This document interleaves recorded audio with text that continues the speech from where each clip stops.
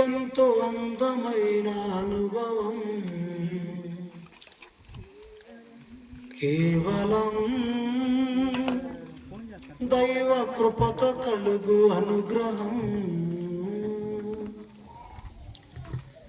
సృష్టికర్త ఆశయం తెలిసి బ్రతికితే ఫలం.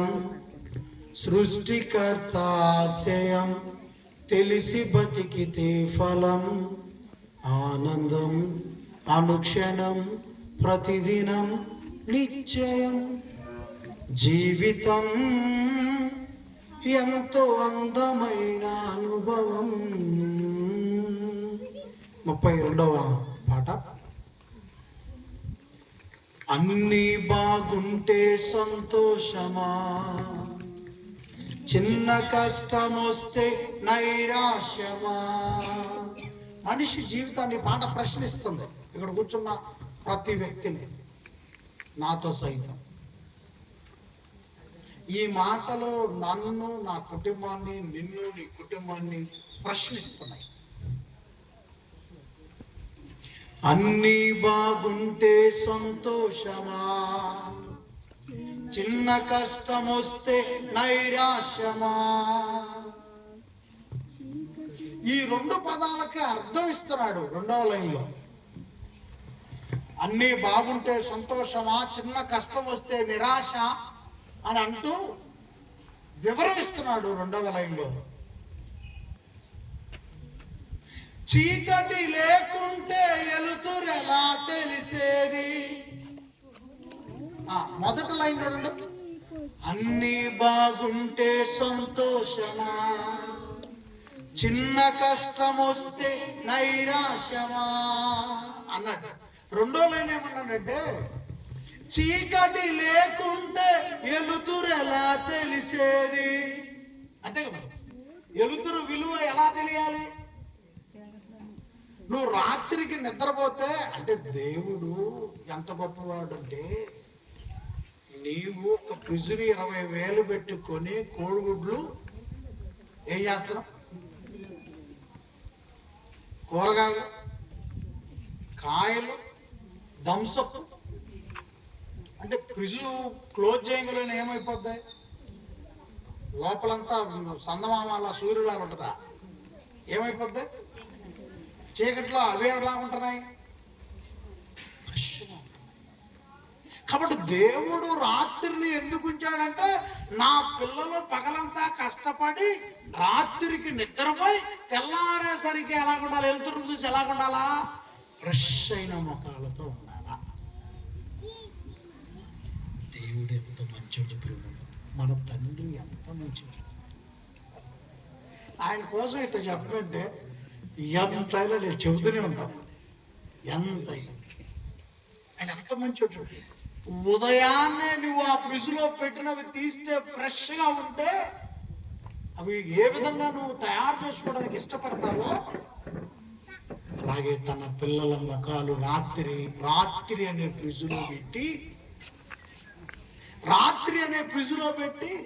ప్రశాంతంగా నిద్రపోవటానికి, నిద్రలో ప్రశాంతతని తీసుకోవటానికి, ఉదయాన్నే ప్రకాశవంతమైన ముఖాలు చూసుకోవటం.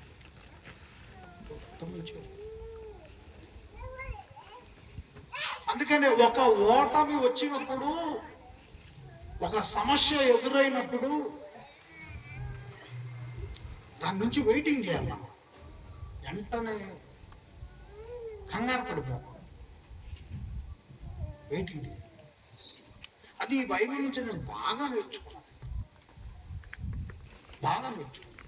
కాబట్టి నేర్చుకున్న కొలది విజయాలు ఇప్పుడు నేను చూస్తాను. ఓర్చుకున్న కొలది విజయాలు చూస్తాను. మల్లేశ్వరరావు అంటాడు, మా నాన్న లేడు, 1 సెంటు అమ్మినా మా నాన్న యొక్క మాట పోగొట్టిన వాడిని అవుతాను. తండ్రి లేకపోతే కొడుకు తల్లి కలిసి ఆయన పరువు తీశారు అనుకుంటారు. నాకు కష్టం వచ్చి పడింది, ఎలా ఈ కష్టం నుంచి నేను ఎలా బయటకు రావాలి?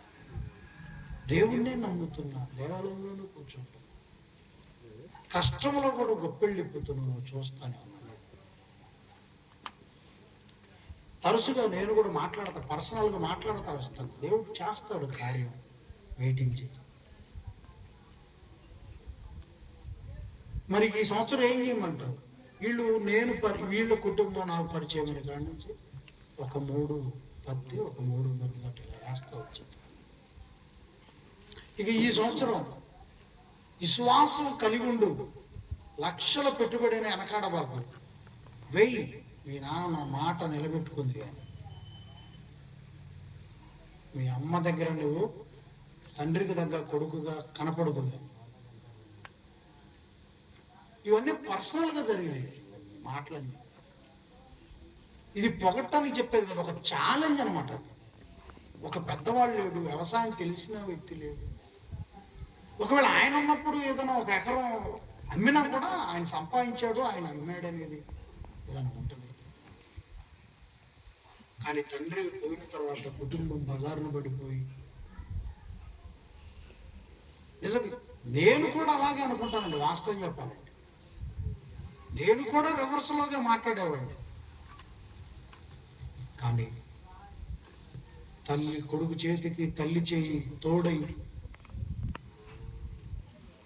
విశ్వాసం విడవక ఈరోజు విన్నాం కదా, నేను కూడా ఆశ్చర్యపోయాను. ఇప్పుడే విన్నాం కదా. కాబట్టి బైబిల్ అన్నవాడు దేవుడు చెప్పాడు, నన్ను నమ్మినటువంటి వ్యక్తిని, కుటుంబాన్ని తలగా ఉంచుతాను. నమ్మిన వాళ్ళందరూ తండ్రికి చట్టలు పట్టండి పెద్దగా. నేను నిన్ను తలగా ఉంచుతాను, సమాజంలో తలగా ఉంచుతాను, నీ కుటుంబీకుల మధ్య తలగా ఉంచుతాను, ప్రజల మధ్య నిన్ను తలగా ఉంచుతాను, చుట్టాల మధ్య నిన్ను తలగా ఉంచుతాను. యేసుక్రీస్తు సంఘం, యేసుక్రీస్తు యొక్క సంఘములో ఉన్న సభ్యుడును తండ్రి తలగా ఉంచేవాడు. ఆయన తలగా ఉంచేవాడు. ఏమండి, ఏ తండ్రి అయినా తన పిల్లలకి ఆ పొయ్యి దగ్గర వేసే చొక్కా తోడికి బజారు తెస్తాడా? పొయ్యి దగ్గర వేస్తాం కదండి, అంటే సర్వీస్ అయిపోయి ఇక పాత అయిపోయిందిలేనే కదా అక్కడ వేసే. అర్జెంటు పని ఎప్పుడైనా సరే అది తొడిగి భుజాన్ని వేసి రోడ్డుకు తెస్తాడా? తీసుకురాడండి. ఆడపిల్లైనా మగపిల్లవాడినైనా, తల్లి అయినా తండ్రి అయినా ఉన్నంతలో మంచి బట్టలు తీసుకొని రోడ్డు మీద నా పిల్లలను ఉంచాలనుకుంటాను. ఏమండి, ఒక 60 ఏళ్ల జీవితపు మనిషివి నీవు, ఒక 60 ఏళ్ల జీవితం మంది, కాకపోతే ఇంకో 70 ఏళ్ళు దేవుడు చెప్పాడు. ఇలా ఈ కొద్ది కాలపు జీవితానికి మనలో మైమరిచిపోయే ప్రేమలు నిలవున్నాయి మనలో. మరి శాశ్వత కాలంగా ఉంటుంది. ఆదాము గారికి అవ్వమ్మ గారికి చూపించిన ప్రేమ నేటికి కూడా సజీవంగా అండి. ఇంత కూడా మార్పు లేదు. ఒకే ప్రేమ కొన్ని వేల సంవత్సరాలుగా కొనసాగిస్తున్న గొప్ప తండ్రి, మనకు జీవితం ఇచ్చిన తండ్రి. ఎంత ప్రేమ అండి! అలాంటప్పుడు నిన్ను ఎలా నిలబెడతాడు? అక్కడ రోడ్డు మీద నిన్నెందుకు అవమానంగా నిలబెడతాడు, దుఃఖంతో నిలబెడతాడు, బాధతో నిలబెడతాడు. ఎందుకు నిన్ను ఆయన నిలబెడతాడు? కాబట్టి ఆయన తలగా ఉంచుతాను అన్నాడు. ఆ మాటను నువ్వు ఎంత నమ్మితే అంత విజయాన్ని చూస్తావు. కాబట్టి నాకు త్వరగా విజయం రాలేదు అని ఎప్పుడు కూడా నిరాశ చెందబాకు. నాకు త్వరగా విజయం కావాలి, ఇప్పుడే నాకు అది కావాలి.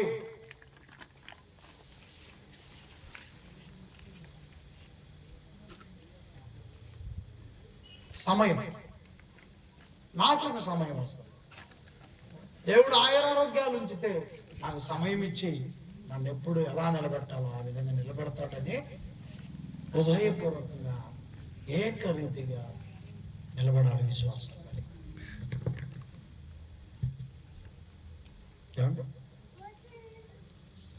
దేవుని దగ్గరకు వచ్చాం, దేవునిలో ఉంటున్నాం, దేవునితో మా జీవితాలు కొనసాగుతున్నాయి అని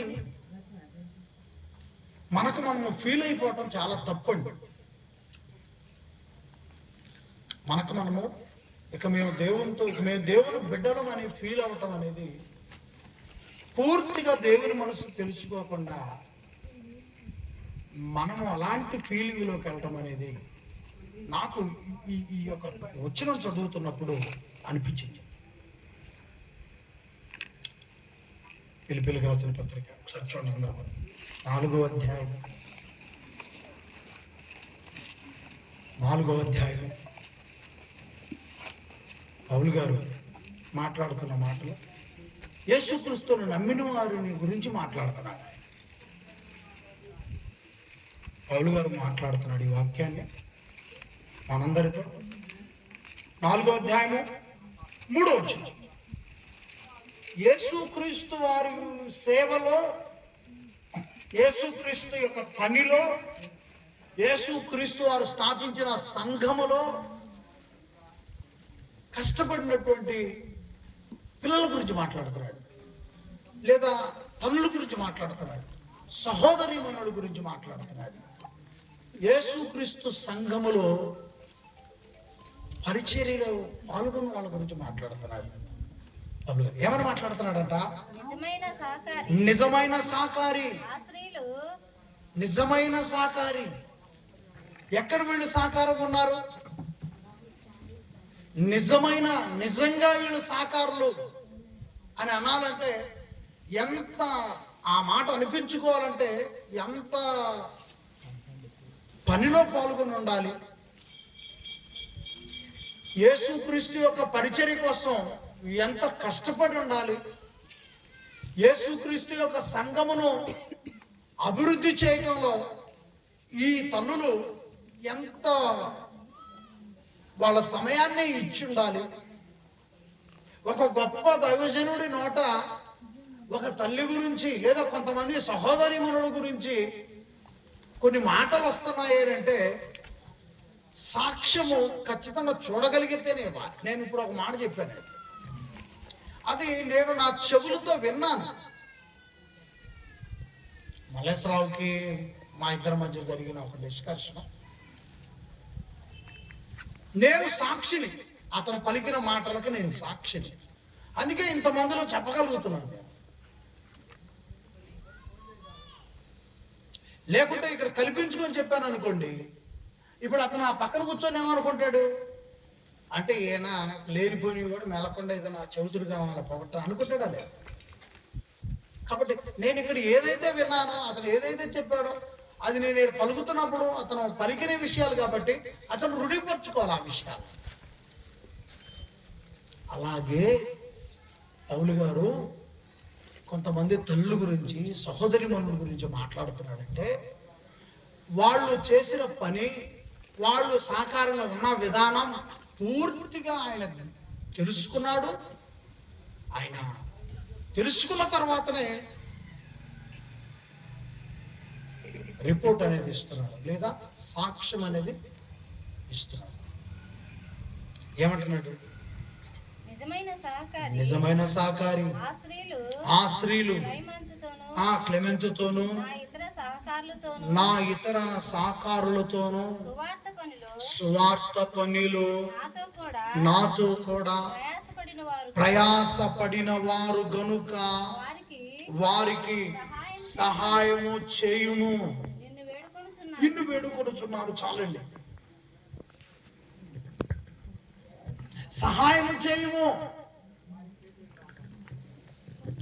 వాళ్ళు యేసుక్రీస్తు అప్పగించిన సువార్త పనిలో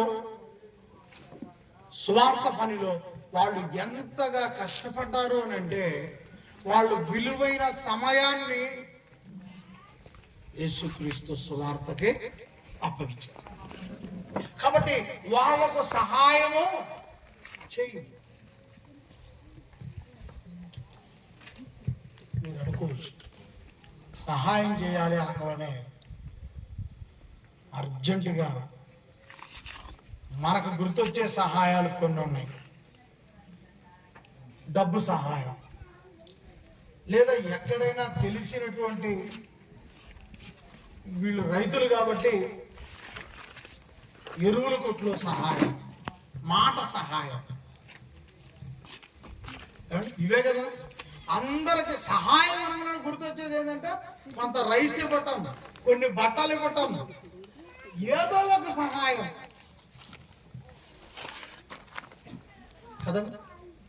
ఏదో అందరికి నచ్చేది ఇవేనని నేను ఫస్ట్లో చెప్పాను. ప్రారంభపు డైలాగుల్లో నేను వీటి గురించి మాట్లాడాను. అందరికీ నచ్చేవి ఏంటంటే ఇక్కడ నుంచి ఇక్కడ తయారైన వాటి మీదనే మనకు మనసు ఉంటాం. ఎందుకంటే మనకు కనపడుతుంది ఆ వస్తువు యొక్క కాస్ట్, అంటే ఆ ఖరీదు మనకు తెలుస్తుంది. అవి ఇవ్వాలంటే మన దగ్గర నుంచి కొన్ని డబ్బులు ఇస్తేనే అవి ఇస్తారని మనకు తెలుస్తుంది. ఇక్కడ డబ్బులు కూడా ఇక్కడే తయారవుతున్నాయి, వస్తువులు ఇక్కడే తయారవుతున్నాయి.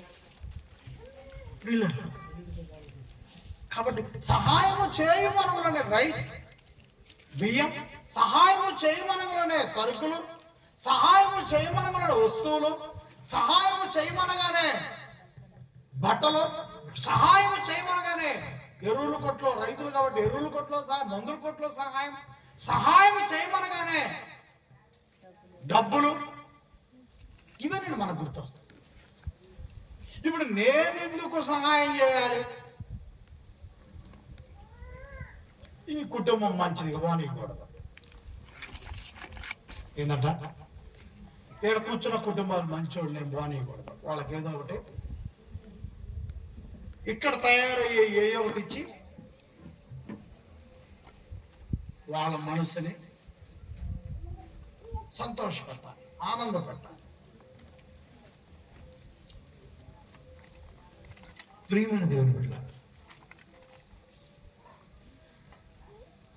ఒక మాట, అద్భుతమైన మాట చెప్తాను, ఆశ్చర్యపోతాడు. అపోస్తుల కార్యములు 3వ అధ్యాయం, అపోస్తుల కార్యములు 3వ అధ్యాయం నేను చెప్తానండి. అది అందరికి తెలిసిన విషయం. ఏమా అక్కడ ఉన్న విషయాలు అందరికి తెలిసిన విషయం. అపోస్తుల కార్యం 3వ అధ్యాయంలో ఒక దేవాలయం దగ్గర గేట్ ఉంది. గేటు దగ్గర ఒక వ్యక్తి కూర్చొని ఉన్నాడు. అతనికి కాళ్ళు నడిచే శక్తి అతనికి లేదు. అతను ప్రతిరోజు అక్కడ ఉంచబడేవాడు. వాళ్ళ బంధువులు వచ్చి అక్కడ ఉంచేవాళ్ళు. సాయంత్రానికి మళ్ళీ అతన్ని తీసుకొని వెళ్ళేవాళ్ళు. సాయంత్రం వరకు వసూలు చేసినవన్నీ వాళ్ళ బంధువులు తీసుకున్నారు. ఈ విధానం అతను పుట్టి కొంచెం 1 సంవత్సరం లేదా ఒక 2 ఏళ్ళు అతను కూర్చోగలుగుతాడు ఎక్కడ అన్న సమయం వచ్చేదాకా ఇంటి దగ్గర ఉంచుకొని అక్కడ కూర్చోబెట్టారు. చాలా కాలం నుంచి అక్కడే కూర్చోబెట్టుకుంటున్నారు. రోజు అతని వలన ఆదాయం వస్తుంది ఆ కుటుంబానికి.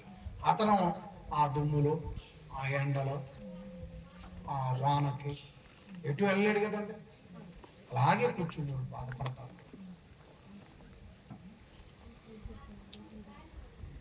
ఇలాగ ఇప్పుడు మేము ఎలాగైతే వచ్చామో ఒకిద్దరు దైవజనులు ఆ దేవాలయంలో సేవ చేయడానికి వస్తున్నారు. అప్పుడు ఆ దూరం నుండి చూశాడు ఈ ఇద్దరిని, యేసుక్రీస్తు వారి పని వాళ్ళని. అప్పుడు అతను మనసులో అనుకున్నాడు, అతను ఏమండి జాగ్రత్త వినండి, అతను మనసులో అనుకుంటున్నాడు, ఆ కూర్చొని అడుక్కునే దగ్గర రోజు 5-10 వేస్తున్నారు వీళ్ళు, రోజు చూసే మొక్కలే, ఎవరో ఒకరు కొత్త వాళ్ళు వస్తున్నారు, వీళ్ళను కానీ నేను సరిగ్గా చూసి అడిగితే ఏదైనా కొంచెం ఇస్తాను, ఎక్కువ ఇస్తాను ఆశపడి. వాళ్ళకి అంత దూరం, ఆ బడంత దూరం ఉన్నందులోనే వాళ్ళని అడగటం మొదలుపెట్టాడు. ఈ రోజు జనరల్గా వచ్చిపోయే వాళ్ళని ఇక రోజు అడిగేవాడే కదా.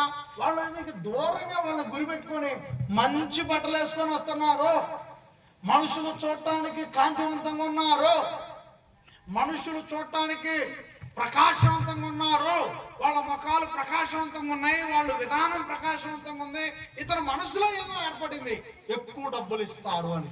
దగ్గరకు వస్తా ఉన్నారు, ఇతను చూస్తా ఉన్నారు, దగ్గరికి వస్తా ఉన్నారు, ఏనాయా అని అడగటం మొదలుపెట్టారు. అప్పుడు వీళ్ళు మాట్లాడటం మొదలు పెట్టారు అతనితో.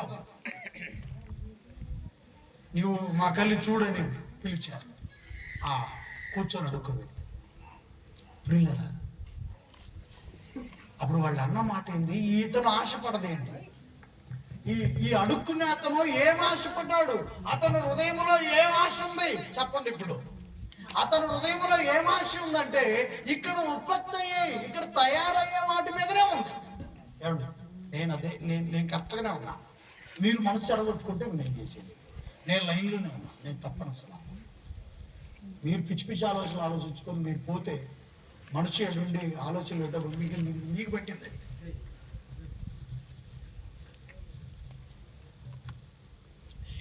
అతను హృదయంలో ఇక్కడ తయారయ్యే వాటి మీద ఉంది. ఎందుకంటే రోజు వాటినే కదా తీసుకుంటున్నాడు. కాబట్టి వీళ్ళు రోజు ఇంత ఇస్తున్నారు, కానీ వాళ్ళు ఇంకా ఎక్కువ ఇస్తారేమో. మంచి మనుషులు బాగా తేజస్సు ఉన్నారు కాబట్టి అనుకున్న తనకి వచ్చాడు, చేయి దాపాడు, ఇవ్వమన్నాడు.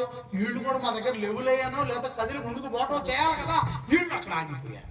అతను ఆశ కొద్ది మళ్ళీ వీళ్ళు ఆగిపోయారు. అతను హృదయంలో ఉన్న ఆశ కొద్ది మళ్ళీ వీళ్ళు అక్కడే ఆగిపోయారు. ఆగిపోయేసరికి అతను హృదయంలో ఆశ ఇంకా ఎక్కువైతే తగ్గిపోద్దాం, ఇంకా ఎక్కువ. పోనీ ఆగిరండి మళ్ళీ ఉన్నారు. బాయ్ అతను ఎటో చూసి ఇంకొంచెం పక్కన పోయడం కూడా అడుగుతుంటే బాయ్ ఇటు చూడన్నారు. ఇప్పుడు ఇటు చూడన్నాక ఇంకా ఎక్కువైతే తగ్గిపోద్ది ఆశ. మాట్లాడాలా పెద్ద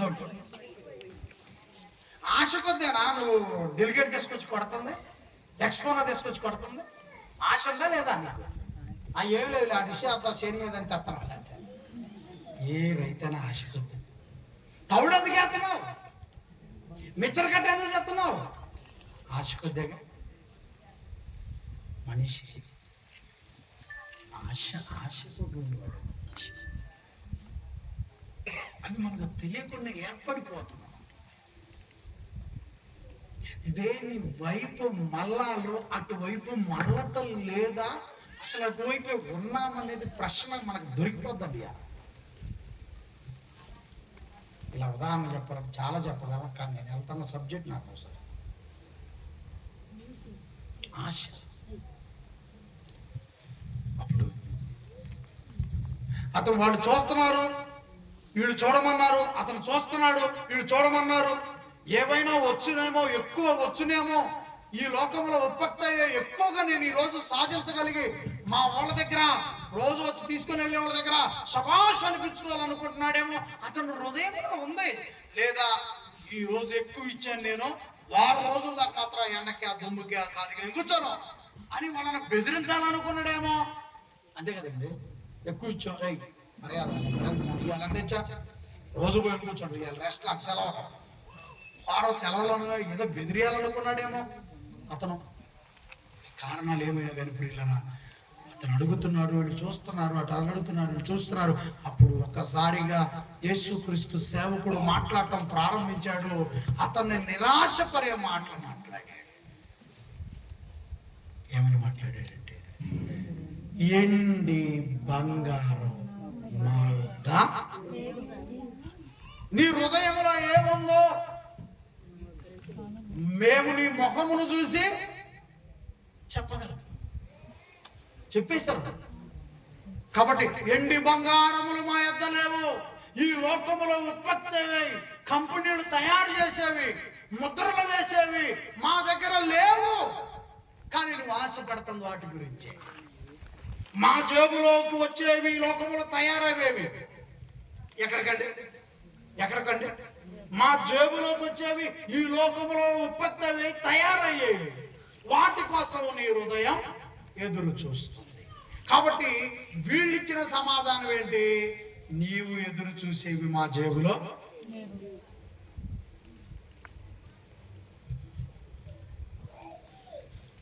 మన అతను ఏమనుకున్నాడు?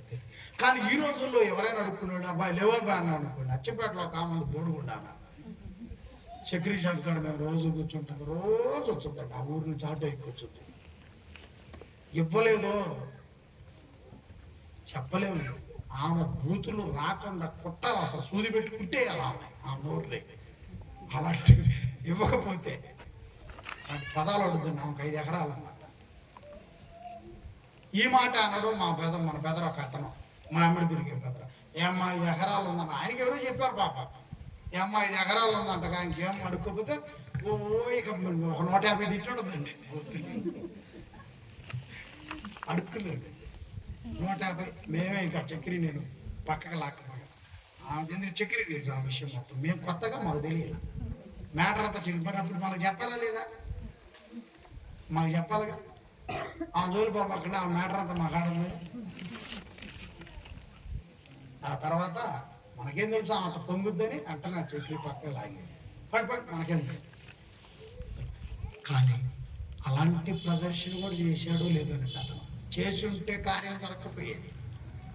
మౌనంగా ఉన్నాడు. ఒకవేళ జాలి మొక్క వేసుకొని ఉండొచ్చు. అని అప్పుడు జరిగింది ఒక అద్భుతం. నీవు ఎదురు చూస్తున్నది నీ చేతుల్లోనికి రావాలని, నీ చేతుల్లోనికి రావాల్సినవి మా జేబులో ఉండాలని, మా జేబులో ఉన్నది నీ చేతుల్లోనికి రావాలనుకునేది ఒకవేళ నీ చేతిలోకి వస్తే నీ కాడి నుంచి మీ వాళ్ళు సాయంత్రం వసూలు చేసుకునేవి మా దగ్గర లేవు, జేబులో లేవు, కానీ హృదయంలో ఉంది. హృదయములో ఉంది. హృదయములో ఉన్నది నీకు ఇస్తా. జేబులో లేదు.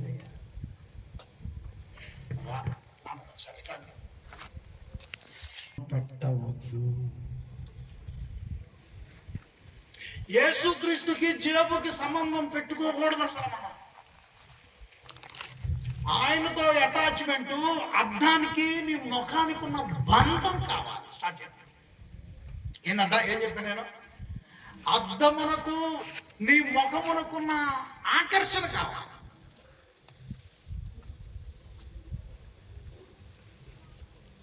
ఎందుకంటే అద్దం నీ నిజ జీవితాన్ని చూపించుద్ది, నీ ముఖంలో ఏముందో చూపించుద్ది. పూర్తిగా క్రీస్తుకి మనం దగ్గరగా ఉంటే నీ జీవితానికి ఏం అవసరమో క్రీస్తు చూసుకుంటాడు. కాబట్టి వాళ్ళు అంటున్నారు జేబులో ఉన్న మా దగ్గర లేవు, కానీ మా హృదయములో ఉంది. మా హృదయములో ఉన్నది నీకు ఇస్తున్నాం. నజరేయుడైన యేసు క్రీస్తు నామమున లేచి నిలబడమని అతని కుడి చేయి పట్టుకోగానే ప్రియమైన దేవుని బిడ్డలారా, అతను పడిపోయిన కాళ్ళలో సత్తువ బలం వచ్చింది. అతను లేచి నిలబడి వాళ్ళతో పాటు దేవాలయంలోనికి అక్కడ ఉన్న వాళ్ళందరూ ఇందాక 5 వేసాను 10 వేసానని చెప్పు. అక్కడ అతను మాట్లాడినట్టుగా కూడా ఏమిచ్చారు? వాళ్ళల్లో ఉన్నది ఏంటంటే అది మనిషి పట్టుకోలేడు. అది మనుషులు తయారు చేసే ఉత్పత్తి కాదు. వాళ్ళ హృదయములో ఉన్నది యేసునామం. ఆ యేసునామం ఎవరు ముద్రించేది కాదు. ఏ వస్తువు రూపంలో అది దొరకదు. అది పట్టుకునేదే, అది గూటో పెట్టడానికి ఉండేది, అది హృదయములో ఉండేది తప్ప చేతులకు చిక్కేది అదండి యేసుక్రీస్తు. మేము మీకు ఇచ్చింది, మేము నీకు ఇస్తాం. అది జేబుకు సంబంధించింది కాదు, నీ చేతికి సంబంధించింది కాదు. అప్పుడు నీ వాళ్ళు వచ్చి తీసుకొని పోలేనిది నీకు ఇస్తాం. ఆ ఇచ్చేదే యేసుక్రీస్తు నామం. ఆ నామములో ఉన్న శక్తి చెక్కదు, కానీ నీకు కార్యం జరుగుతుంది.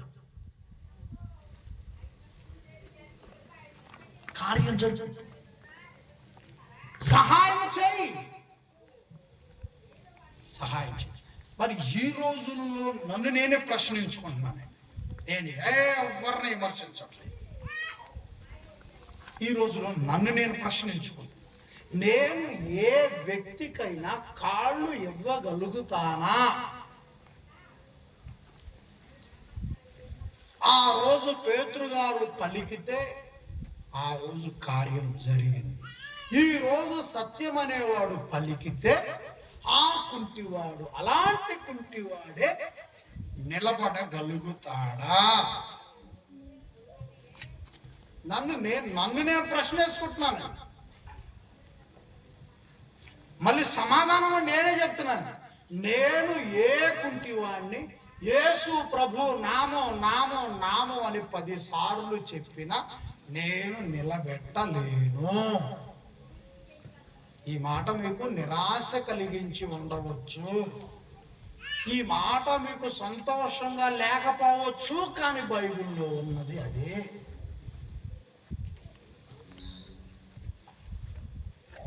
మరి యేసుక్రీస్తు నామం ఆ పవర్ తగ్గిపోయిందా? పేతురు గారితో ఉండి నడిపించిన ఆ శక్తి తగ్గిపోయిందా? నీలో లేదా? ఒకవేళ జరగకపోతే నీలో లోపం ఉందా?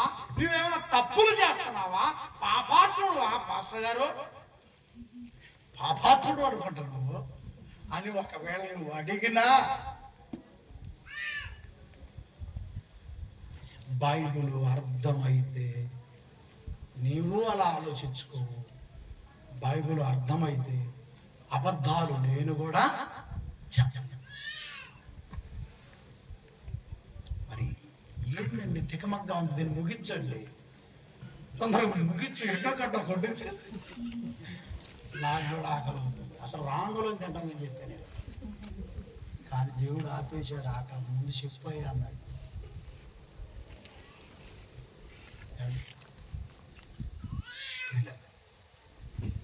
అసలు ఆ రోజు వాళ్ళు ఆ కార్యం చేయడానికి కారణం ఏంటంటే యేసుక్రీస్తు నామం. అక్కడున్న చాలా మంది ప్రజలకి యేసుక్రీస్తు రక్షణ తీసుకోవట్లేదు. యేసు ప్రభు రక్షణ వద్దంటున్నారు. అసలు యేసు ప్రభు పేరు ఎత్తితేనే మేము ఆయన నమ్మం, మాకు వద్దని నిరాకరిస్తున్నారు యేసు ప్రభు. అర్థమవుతుందా? కాబట్టి ఆ రోజు వాళ్ళని ఎలా నిలబెట్టాడు అంటే నన్ను ఈ గ్రామంలో నిలబెట్టినట్టు నిలబెట్టాడు. 2005లో జులై ఆఖరి వారంలో నేను ఇదే గ్రామంలో ఉన్నప్పుడు ఒక 5 నెలలుగా 6 నెలలుగా వర్షం లేనప్పుడు ఇదే గ్రామంలో నేను నిలబడి ఇలాంటి వెన్నెల టైంలో ఇదే సమయం అప్పుడు నేను దేవా నన్ను జ్ఞాపకం చేసుకో, ఇక్కడ నేను సేవ చేయాలని అడిగితే ఇలా కూర్చుండంలోని కారు మేఘాలు కమ్మి మనుషులు ముద్దలై కాలువల వాగులు పారేటట్టు కురిపించండి వాన. చప్పలు కొట్టండి, పెద్దగా చెప్పండి. మహారాజుకే ఆ రోజు అవసరమైంది. ఈ రోజు రమ్మంటే రాదు, కక్కుర్తి పడకూడదు, దేవుణ్ణి అవమానపరచకూడదు. ఆ రోజుకు అవసరమైంది. ఇక్కడ నేను నిలబడాలా, నాతో యేసు ఉన్నాడన్న సంగతి సమాజానికి తెలియాలా, అనేక మంది ఆత్మలు రక్షించబడాలా, నశించిపోకుండా ఉండాలా, నరకానికి పోకుండా ఉండాలా, తండ్రి ఉన్న ప్రదేశానికి రావాలి ప్రజలంతా. దాని కొరకై నన్ను నిలబెట్టడం కొరకై ఆ కార్యం చేశాడు. ప్రజలందరూ చూశారు. నమ్మిన వాళ్ళు బలంగా ఉన్నారు, నమ్మని వాళ్ళు వాళ్ళ ఇష్టానికి వెళ్ళిపోయారు, అది వేరే విషయం. సేమ్ ఆ రోజు కూడా అదే జరిగింది. ఆ రోజు ఆ కార్యము జరిగింది ఎందుకంటే రక్షణ కోసం అనేక మంది యేసుక్రీస్తులోనికి రావడం కోసం ఆ కార్యం అక్కడ జరిగించాడు. ఈ రోజు యేసుక్రీస్తు అంటే ఏంటో, యేసుక్రీస్తులో ఎలాంటి శక్తి ఉందో, ఎలాంటి బలం ఉందో ప్రియులారా అందరికీ తెలుసు. కాబట్టి ఈ రోజు కృపాకాలం, సంఘం యొక్క కాలం నడుస్తున్నది. ఇప్పుడు ఆ యేసుక్రీస్తు శక్తి ఆ రోజు వాళ్ళను ఆ విధంగా నడిపించిన ఆ బలమైన శక్తి ఈ రోజు ఒక ఆత్మ రక్షణ కోసం నడిపిస్తున్నాడు. ఒక పాపం మారటం కోసం నడిపిస్తున్నాడు. ఒక మనిషి తండ్రిని ఆరాధించాలి ఆత్మతో, సత్యముతో, యేసుక్రీస్తు ద్వారా పరిశుద్ధాత్మ వారి సహాయంతో తండ్రిని ఆరాధించాలి, తండ్రిని గణపరచాలి, తండ్రిని మహిమపరచడం కోసం ఆ శక్తి ఆనాటి నుండి ఈనాటి వరకు లోపము లేనిదిగా ఏకరీతిగా అదే శక్తి, ఆయన శక్తి నడిపిస్తున్నదే. కాబట్టి ఈ రోజు కుంటివాడిని లేపి నడిపించామనుకోండి, ఆ రోజే జరిగింది. వారం పోయిన వారం చెప్పాను నేను, అంతకుముందు వారం యేసు ప్రభు వస్తున్నాడన్న సంగతి తెలిసి ఎంతమంది వెళ్ళారు? 10 మంది వెళ్ళారు. వాళ్ళకేమి జబ్బు ఉంది? కుష్టు వ్యాధి కలిగిన వాళ్ళు. 10 మంది మీరు వెళ్ళండి, దారిలో స్వస్థ కలుగుతుంది. వెళ్ళారు, స్వస్థ కలిగింది, ఆజీలు చూపించుకున్నారు. తిరిగి మళ్ళీ ఎంతమంది వెళ్ళారు ఆయన దగ్గరికి? మరి 9 మంది ఏమైపోయారు? ఎక్కడ ఎన్ని జరిగినాయి, ఈ గడ్డ మీద ఎన్ని జరిగినాయి, జరిగిన వాళ్ళంతా ఉంటే ఇప్పుడు రెండింది సరిపోయిద్దా? దంచాలి ఇంకా మళ్ళీ రెడీ రెండు మూడు దంచాల్సి వచ్చేది. కాబట్టి మనుషులు, నేను నాగేశ్వర గారు ఇంట్లో చెప్పాను, మనుషులు కృతజ్ఞత లేని, కృతజ్ఞుడై లేకపోతే ఆ కృతజ్ఞతలు దేవునికి చల్లని జ్ఞాపకం చేశారు. ఆ రోజు కృతజ్ఞతగా ఉంటేనే ఈ స్థితి కోవటం జరుగుతుంది. ఆ రోజు అక్కడైనా ఇక్కడైనా అదే చెప్తున్నాను నేను. ఆ కృతజ్ఞత ఎప్పటి వరకు ఉండాలా? ఒక్కసారి నమ్మితే ఊపిరి ఆగిపోతూ, ఆగిపోయే ఊపిరికి చివరి క్షణంలో మళ్ళీ ఆ వారసత్వానికి అప్పగించిపోవాలి. అది కృతజ్ఞత. అది యేసుక్రీస్తు శక్తితో నడిపించబడతాం అంటే.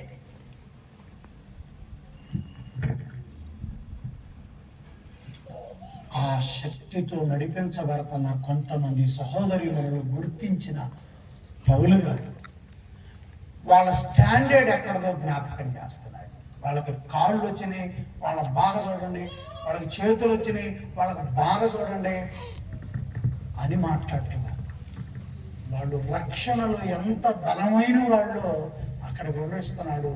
ఆ రక్షణలో బలముగా ఉంటూ వాళ్ళు ఏం ప్రమోషన్ పొందారో కూడా వివరిస్తున్నాడు. అక్కడ ఒక్క మాట చూసి ఇక్కడ ఇంకొక మాట ఉంది, ఆ రెండు మాటలు చెప్పి నేను ముగిస్తాను.